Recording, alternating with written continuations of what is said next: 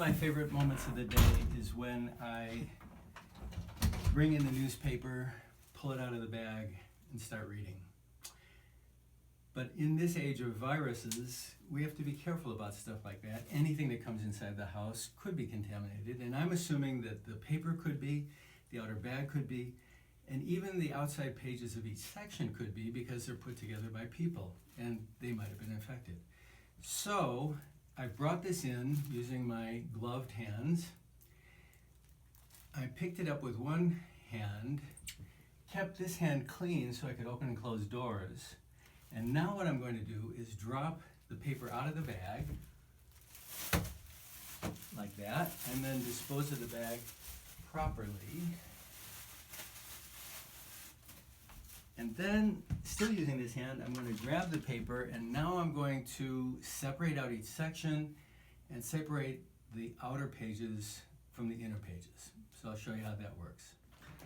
So I have left pieces of paper, newspaper from yesterday's paper on the table. This is going to serve as the dirty area, the potentially contaminated area, and that part of the table is going to be the clean area.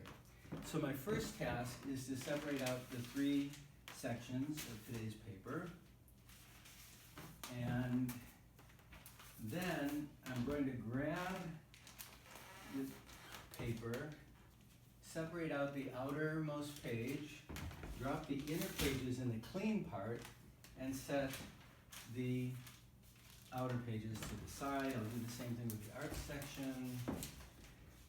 And sometimes it gets a little tricky. And then the business section. And yeah, well, a little bit of a problem there. I'll set these down. So now I have all the potentially contaminated outer sections here and all the clean sections over here. These I can just pick up and read.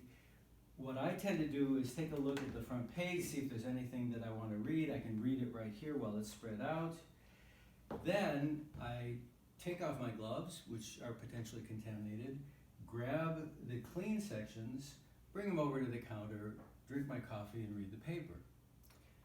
When we're all done with that, I need to finish reading these sections with a new pair of gloves on. I go through a lot of gloves. Or you can do it with your bare hands, but when you're done, you wash your hands, of course, and you make sure you don't touch your face. I wrap all these things up. I have the recycling bin open and ready to go, so I don't have to touch anything to get there. Fold these up, stick them in recycling, and that's the process.